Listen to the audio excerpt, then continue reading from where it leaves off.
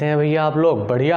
आज के इस क्लास में हम लोग ये पढ़ने वाले हैं कि रिफ्लेक्शन ऑफ लाइट यानी प्रकाश का परावर्तन क्या होता है, कैसे होता है ये, इनसे रिलेटेड हमारे आईआरटी और पॉलिटेक्निक के एग्ज़ामों में किस तरीके से प्रश्न आते हैं, हमारे हाई स्कूल्स यानी 10th बोर्ड की क्लास में कैसे क्वेश्चंस पूछे जाते हैं, बहुत ही बेसिक कॉन्सेप्ट के साथ समझेंगे और समझने का पूरा प्रयास करेंगे। ओके, तो चलिए हम लोग शुरू करते हैं। क्या होता है प्रकाश का परावर्तन? सबसे पहले तो हम लोग ये देख लेते हैं। ओके, तो प्रकाश का परावर्तन क्या होता है भैया? प्रकाश के परावर्तन को हम लोग इंग्लिश में कहते हैं रिफ्लेक्शन ऑफ लाइट यानी प्रकाश का परावर्तन। अब देखिए डेफिनेशंस क्या होती है। जब प्रकाश की किरण किसी चिकने अथवा खुरदुरे तल से टकराकर अपने ही मार्ग में वापस लौट जाती है तो उसे प्रकाश का परावर्तन कहते हैं। अच्छा भैया, कई किताबों में लिखा होता है चिकने तल से, कई किताबों में लिखा होता है चिकने अथवा खुरदुरे तल से। ठीक है, तो हम दोनों का एज अ कॉमन सेंस मैंने सोचा कि भाई अगर खुरदुरा तल से भी टकरा के आती तो कुछ ना कुछ आती होगी, पूर्ण तरीके से पूरी नहीं आती। अगर 100% इधर से किरण प्रकाश की जा रही है तो उधर से 100 नहीं आएगी भाई, 90 आएगी, 80 आएगी, 70 आएगी तो है ही। तो चिकना अथवा खुरदुरा दोनों राइट है हमारे हिसाब से। तो यहाँ पे मैंने डेफिनेशंस के हिसाब, अब इस डेफिनेशंस को समझेंगे कैसे। जब प्रकाश की किरण किसी चिकने अथवा खुरदुरे तल से टकराकर अपने ही माध्यम में वापस लौट आती है तो इसे प्रकाश का परावर्तन कहते हैं।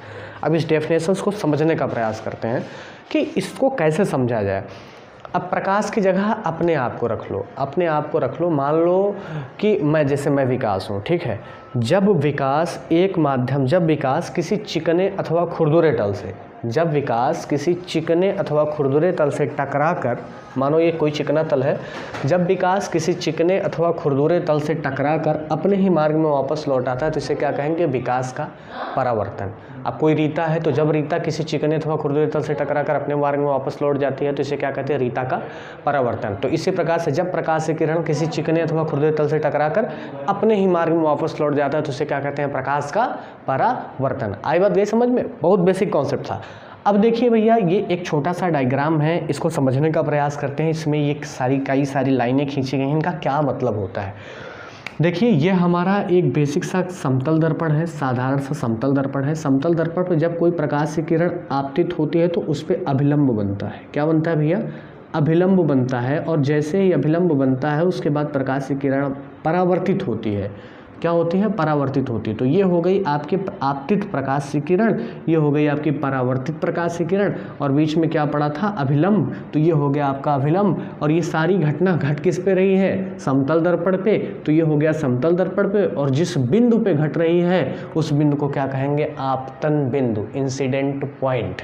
अब बात को समझिएगा, ये तो हो गया परावर्तन। आपतित प्रकाश की किरण आई, अभिलंब पड़ा और प्रकाश परावर्तित हो गई। तो आपतित प्रकाश की किरण और परावर्तित प्रकाश की किरण हमें समझ में आ गया। अब भैया यहाँ से एक नया मोड़ आता है। परावर्तन होने के भी दो नियम होते हैं। कितने नियम होते हैं? दो नियम होते हैं। ये दोनों नियम में मतलब क्या होता है, इन दोनों का क्या मतलब होता है? तो मैंने लिखा है परावर्तन के नियम, लॉ ऑफ रिफ्लेक्शन। इसके दो पॉइंट होते हैं। पॉइंट नंबर 1, आपतित किरण तथा परावर्तित किरण एवं अभिलंब तीनों एक ही तल पर होते हैं। देखिए डायग्राम से समझिए। आपतित प्रकाश की किरण, परावर्तित प्रकाश की किरण तथा अभिलंब तीनों एक ही तल पे होते हैं, और जिस बिंदु पे होते हैं इसे आपतन बिंदु कहते हैं। ठीक है, तो ये आपका पहला पॉइंट हो गया कि आपतित प्रकाश की किरण और परावर्तित प्रकाश की किरण, अभिलंब तीनों एक ही तल पे होते हैं। राइट, ये हो गया आपका पहला पॉइंट। दूसरा पॉइंट क्या कहता है? आपतन कोण तथा परावर्तन कोण दोनों बराबर होते हैं। आपतन कोण तथा परावर्तन कोण दोनों आपस में बराबर होते हैं, ऐसा लिख सकते हैं, दोनों आपस में बराबर होते हैं, ज़्यादा सही पड़ेगा ये। आपतन कोण, परावर्तन कोण दोनों आपस में बराबर होते हैं, आपस में बराबर होते हैं, बराबर होते हैं। अब भैया समझिए, आपतन कोण और परावर्तन कोण आए कहाँ से? ये क्या है आपतन कोण? इस डायग्राम में कहाँ पे है आपतन कोण? तो आपतन कोण जो होता है भैया, ये आपका यहाँ से अभिलंब और आपतित किरण के बीच की जो जगह होती है ये होता है आपका आपतन कोण। और आपतन कोण को हम ऐसे, ये होता है कोण का सिंबल, ये होता है आई मीन्स होता है आपतन कोण, राइट। और ये होता है आपका परावर्तन कोण, अभिलंब और परावर्तित किरण, ये अभिलंब है और ये परावर्तित किरण है। तो अभिलंब और परावर्तित किरण के बीच की जगह को क्या बोलते हैं हम लोग? परावर्तन कोण। क्या बोलते हैं? परावर्तन कोण। तो ये हो गया आपके कोण का निशान, सिंबल, राइट। और परावर्तित कोण, परावर्तित किरण के बीच की जो कोण होता है इसको हम बोलते हैं आर। क्या बोलते हैं? आर से प्रदर्शित करते हैं। तो ये अब बात को समझिएगा कि दोनों ये बराबर कैसे हो गए, कोण आई बराबर कोण आर हो कैसे गया। अब इसे मैथमेटिक्स में थोड़ा सा हम लोग चलते हैं। मैथमेटिक्स में क्या होता है, रूल्स एज अ डायग्राम समझने का प्रयास करेंगे, ठीक है। रफली वर्क में ये कोई लाइन है आपके पास, ये कोई लाइन है। तो मैथमेटिक्स में हमारी ये लाइन कितने डिग्री की होगी भैया? 180 डिग्री की, 180 डिग्री की होगी, राइट। अगर ये 180 डिग्री की है, अब कोई प्रकाश से किरण इसमें आपतित हुई और बीच में ये पड़ा अभिलंब, राइट। तो जैसे ही अभिलंब पड़ा तो ये परावर्तित हुई। तो ये आपकी जो लाइन है, अब इसमें आपका ये हो गया कोण आई और ये हो गया कोण आर, राइट। तो ये कोण आई और कोण आर कितने डिग्री के होंगे? तो ये 180 डिग्री की जो लाइन थी, जब इसको आपने डिवाइड किया, अभिलंब डाला बीच से, तो ये पूरा यहाँ से लेके यहाँ तक का सिरा कितने डिग्री का हो गया? 90 डिग्री का। मतलब कि ये सिरा अगर थोड़ा सा आप रफली देखो क्लियर करके, ये ऐसे, तो यहाँ से यहाँ तक का जो सिरा है पूरा, ये कितने डिग्री का हो गया? 90 डिग्री का। और यहाँ से यहाँ तक का सिरा, यहाँ से यहाँ तक का सिरा, ये पूरा कितने डिग्री का हो गया? 90 डिग्री का।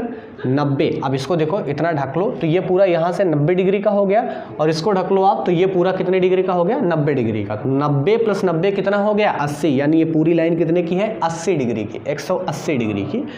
तो ये 180 डिग्री की लाइन जब दो पार्टों में डिवाइड हुई तो 90 डिग्री का बना।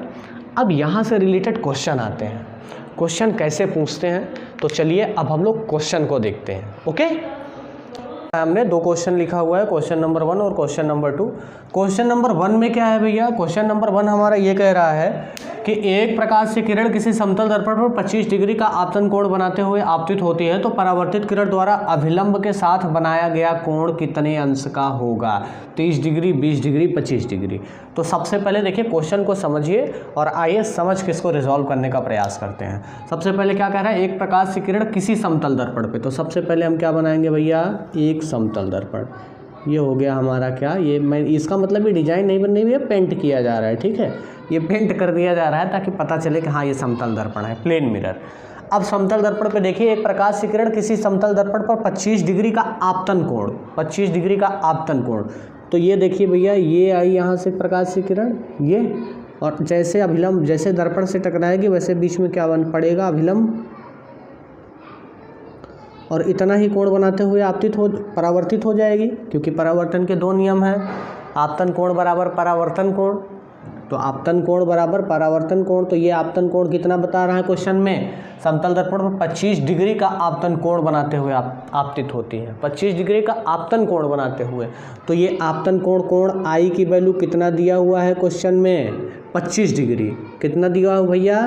25 डिग्री। तो जब 25 डिग्री आपतन कोण हो गया तो परावर्तन कोण क्या होगा? हमारे परावर्तन के दो नियम है, एक नियम तो है आपतित किरण, परावर्तित किरण, अभिलंब तीनों एक ही बिंदु पे होते हैं, जिस बिंदु को हम आपतन बिंदु कहते हैं। पहला पॉइंट तो ये हो गया। और दूसरा पॉइंट क्या कहता है? कोण आई बराबर कोण आर, यानी आपतन कोण बराबर परावर्तन कोण। तो आपतन कोण जितना होगा उतने परावर्तन कोण भी होगा।